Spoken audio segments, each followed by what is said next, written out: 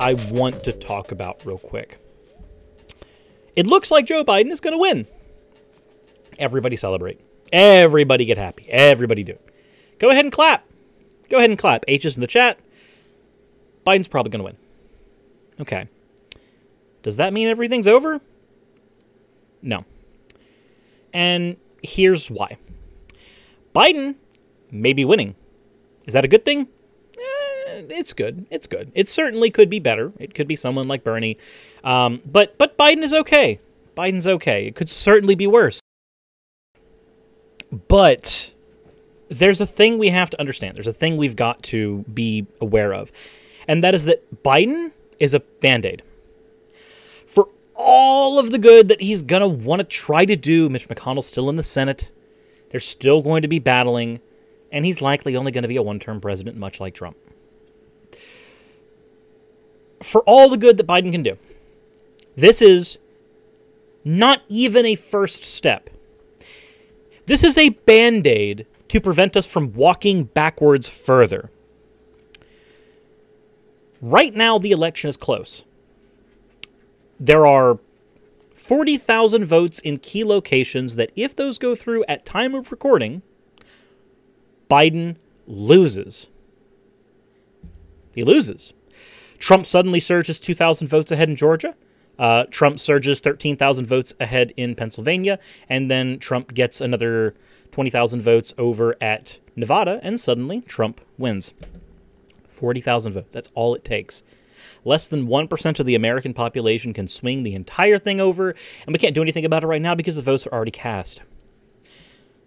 So what does this mean? It means this is too close for comfort. And it means that the Democratic Party, the DNC, has failed. Utterly, completely.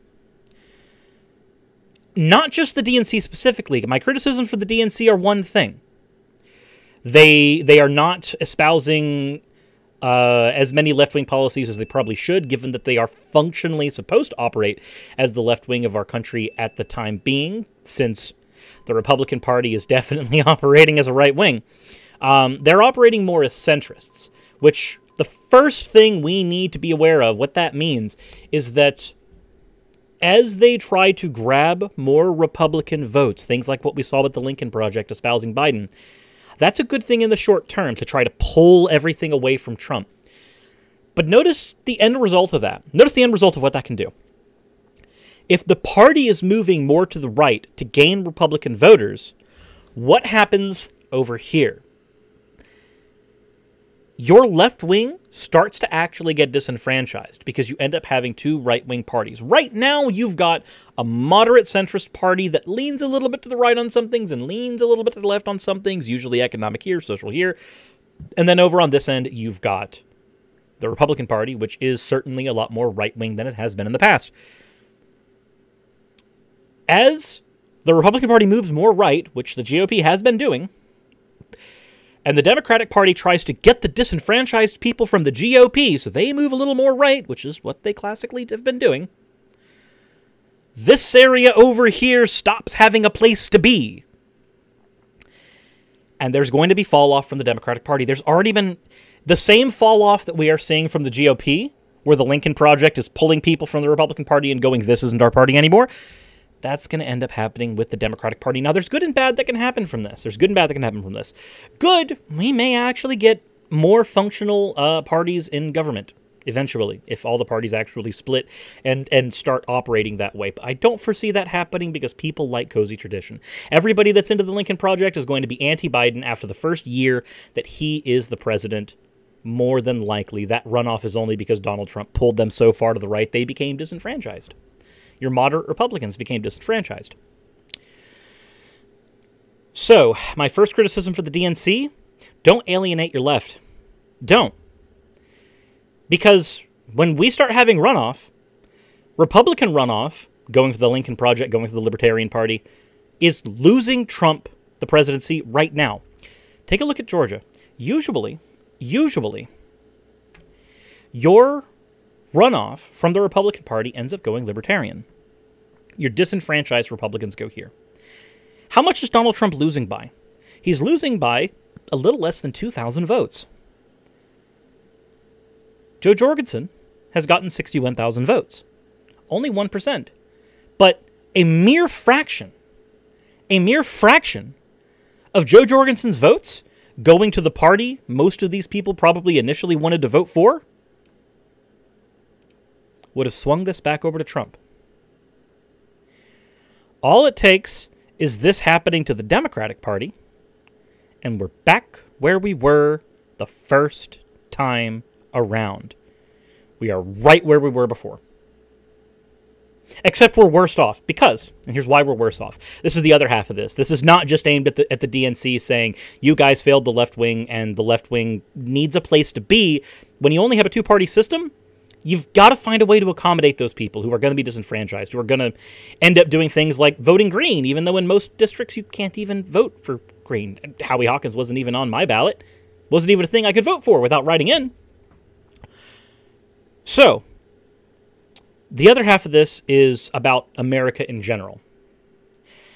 How far has America as a nation sunk where Joe Biden, such an electable candidate, a moderate who speaks to both sides, who's managed to get people from the Republican Party to espouse him and his way of thinking, who isn't necessarily going against a lot of corporate interests, with the moderate exception of trying to provide a functional public option for healthcare with the expansions on Medicare. Aside from stuff like that, the Affordable Care Act, he's not doing a whole lot against corporate interests, and he's certainly speaking a lot to party interests, and he has a history, 47 years as a politician, and 8 of those were as the Vice President of the United States under Obama, one of the most popular presidents we had in recent years for a variety of reasons, even though I have my own criticisms of the guy. How do you take such an electable candidate and end up having a close race with a literal fascist? I'll tell you why, and it has less to do with parties and has more to do with people. Here in the United States, we have become more and more extreme, more and more partisan. The more partisan we get, the more people are willing to vote for Donald Trump and people like Trump merely because he's colored red. He looks like me, he's got the same party as me, so by golly, I'm going to vote for him because that's the partisan thing to do. That's a problem. People should be able to vote with their ideals, but functionally they don't, and realistically right now they can't until the system has changed. On top of that, where did we actually get as Americans? We have to admit that America was never great. Not in the sense that people like Trump try to argue it was, because every point in time that they can point to where America was great and we need to make it great again, regardless of the fact that that's just an appropriation of Ronald Reagan's Make America Great slogan, always has some issue. Make America great, like the 50s, back when we had Jim Crow laws. Make America great, like in the Revolution, like back when we were literally fighting not just because we wanted to be free and we didn't like taxation without representation, but there was a good portion of argument for getting away from England because England was trying to work on getting rid of slavery where they were. And we wanted to keep ours. We need to have more politicians like George Washington. Except people look at the myth of George Washington and think we need people like that without looking at the actual person who George Washington was. Without looking at the actual person who somebody like Abe Lincoln was. A progressive for his time to be sure, but certainly still a bit of a white supremacist if you look at him through a modern lens. When was America great? It may be time for us to face the fact that it never fucking was. Because at every single point we could call ourselves great, the minute you take those rose-tinted glasses off, you start to see the cracks. You start to see the areas where it just falls apart. You start to see where citizens were disenfranchised. You see areas in time where America could have been great then, but they were engaging in union busting. America could have been great then, but the Red Scare was going on. America could have been great then, but slavery was happening. America could have been great then, but Jim Crow was happening. America was great then, but gay marriage wasn't legal and trans people were getting fucking killed at a disproportionate rate. Or you could have somebody 20 years from now, America was great now! Ignoring the fact that we had a fascist as a president and police brutality was disproportionately affecting minority groups. Let's face it, everybody. Let's face it.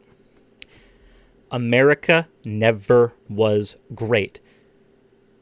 But that does not mean it cannot become great.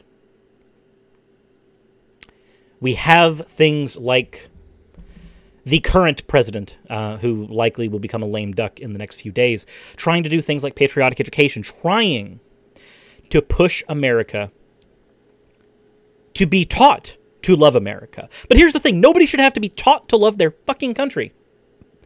Living in your country should be enough to convince you that your country is good or bad. And if people are having to be taught through the education system to love their country, not to come to their own conclusions, then the country has failed its citizens. Period. I advocate for participating in the democratic process, but that does not mean that the democratic process we engage in right now does not need heavy reform.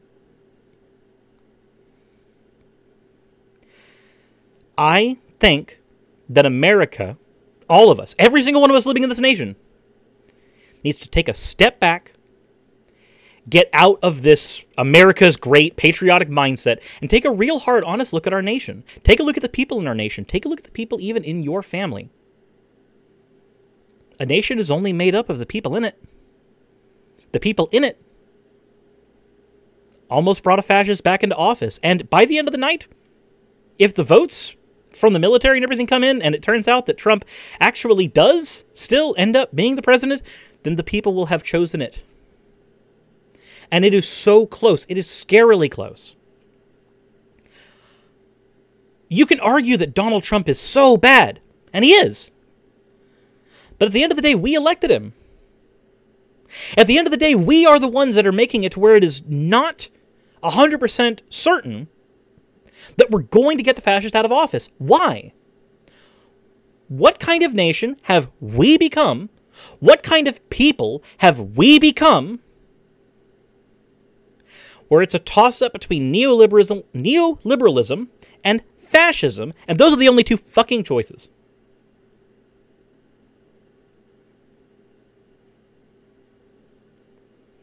I, for one, am not the happiest with what America has become. And looking back at the history, not the happiest with what America has been. This is my country. I want to make it better. I want to improve it. Every single idiot that tries to tell me on a Facebook post or on Twitter, if you don't love it, you can leave it. Bull fucking shit. America needs therapy, not abandonment. And I, for one, would rather improve it and make this place better for the citizens in it, so that when I have children, I can honestly say I did everything in my power to try to make things better for them. So, let me know what you think. This conversation can be handled in the live chat. It can be handled in the comment section. When this goes up as its own video, it can be handled then as well. I don't care when. I don't care where. But figure out what you think you can do to try to make things better. Because it's not good yet. America doesn't suddenly stop being shit just because we have Biden as president. It's a Band-Aid. Let's try to actually cure the damn disease. Put the Band-Aid on. Put it on. You have to. You have to engage in triage. But try to figure out a way to cure the fucking disease.